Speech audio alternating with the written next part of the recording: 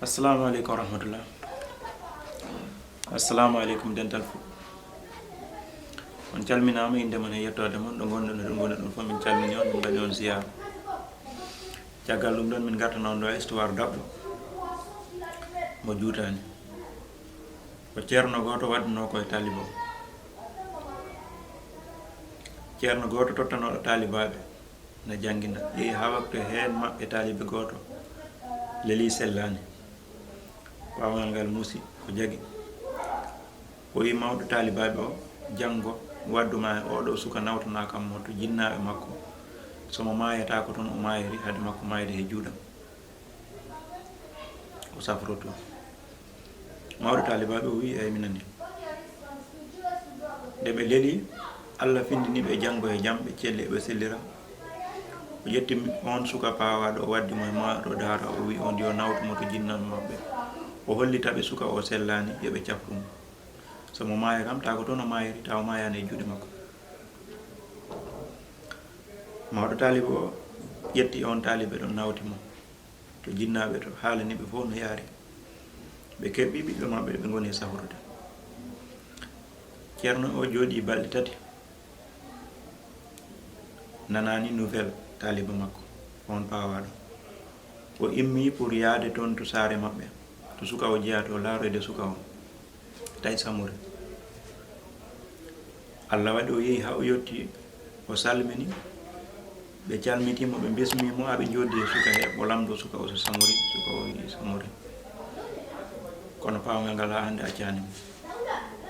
baba o no jooɗi o wi baba makko ko jinmi o ceerno ɗo ko kanko janginta kam toon gonmi gilmiɗa woni suka ha hande mi samori manam mi mawni seeɗa waɗi ko gandumi e makko ko heewi ko anda e makko kono ɗum ɗon fof mi arani pour haalandema ko ɗum woni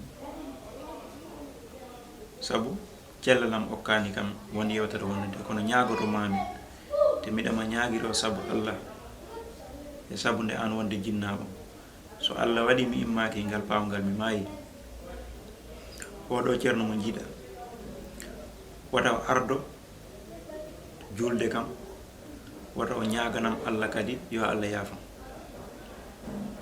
babirawo muɓɓi hunduko ceerno o muɓɓi hunduko ɓe laarondiɗe kamɓe ɗiɗo babirawo e ceerno o kam ala ko haali o huuli o jiiɓimo gite gojji coy o natti andude kanko woni homo o tikki o ɓorni paɗe makko o hooti nde o hooti nde o changi o woni ko neɗɗo goɗɗo sabu hunde nde ka haala ka o nani no juya e hoore makko no juya e hakkille makko mo hori andu ko haala ka firti ha goto kala e maɓɓe talibaɓe yo yimɓe koñɓe yo hoddiɓe makko fof ne lamdo somo selli o wimo selli kono ko nani ko wawa ɗum haaltade sabu ko nani ko vraiment na teddi e nokku Allah ayni reeni yeehi ha saha noon taliba o selli Allah waɗi ko sani mayde babirawo wimo a ruttoto to janganoɗa to o wimo mi ruttoto babirawo o nawtimo balɗe tati tegui hen e moye taala e daara he kanko e ceerno makko danaka ɓe kaldata ko heewi sabu ceerno o mo tikkani trop te anda no wattamo hari ñalngu e ñalɗi ɓe juuli haɓe cilmini to jumato damal jamato talibaɓe fof nodda kamel naɗo jippinde pour yo waɗe du'aw ceerno o jooɗi ha ɓooyi salmini dental ngal wi min de waɗi ko jahni kam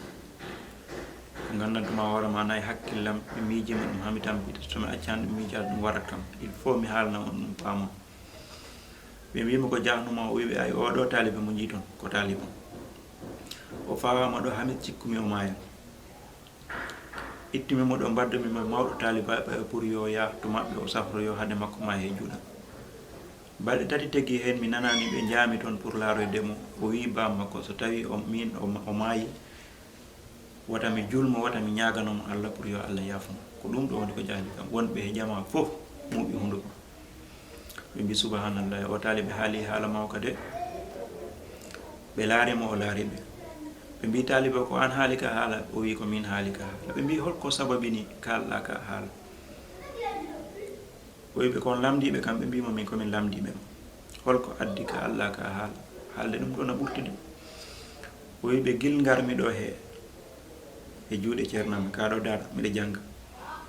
miɗa andi ceernam no wawi alquran machallah ko janginta kono kam yoni kono so nangi goto e amen e minen talibaɓe ɓe emo lappa hay so yimɓe ɓe fondindi ñaaguimama mo accata o lappa tan o wi walla so nanguiɗo e amen goto e maɓɓe o jaggi ɗum mo lappa hay somo jogui hoɓɓe 10 walla hay so jinnaɓe makko no ɗo soɓe ñaaguimama yo accu suka mo lappata o accata tawmi noon ceerno o ɓay so tawi julɓe fof so ndendi ñaaguimama mo accata on so ñaaganimama kam yo Allah yafamne Allah yafotako kala julɗo mo gandantuma hoorema so haɗama accata so haɗi Allah hemo wawi one kadi Allah accata ɗum noon ko ɗum sababini kalmi ka haala ɓe mbi ko haali kono ɗina hawni sabu julɗo ko mbawɗa won fo he ko neɗɗo wawi wat fo sa ñagama ya aɗa foti accude ñagueteɗo mo accata noon natat ɗo yaltata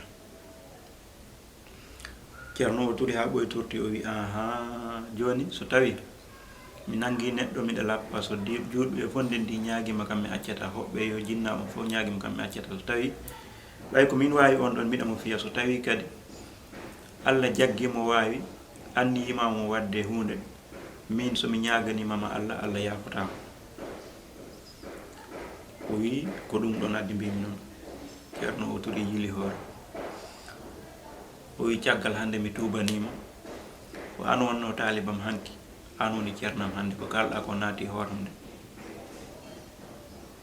caggal hande kala ko julɗo ñaagui kam ko mbawmi okkirde mi okkirat kala ko julɗo haɗi hono amam haɗi kam wi kam yaafo ɗum ɗo saabu Allah mi accirat saabu Allah ñanma ɗum wonani dental gongal ngal ɗon he julɓe wonɓe ɓe ɗon fof waaju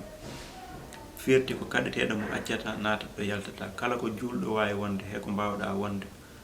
neɗɗo mawɗo neɗɗo tokoso fof so tawi an sa ngati a sekkitat julɗo wawama ñagade ha gaccira saabu Allah janggo he jaam sa yimo mbawɗa o sa ñagorimama Allah nde Allah yafotomo Allah ne yafota ko on ɗon sababu ndema ɗum noon woni ko mbattanen hakkillaji ko jagui julɗo so ñagama foti ko accude ko ɗum wawi won fof ko mbawɗa jaggu fof wonna waɗi yimɓe soɓe kesi ɓe nangi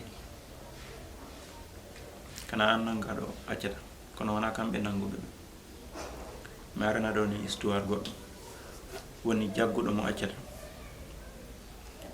neɗɗo so jaggi hunde ñagama accata na ara e ñalngu o natoyate ko gandantuma hoore ma o yaltata assalamu aleykum lawol gongol on calminama kadi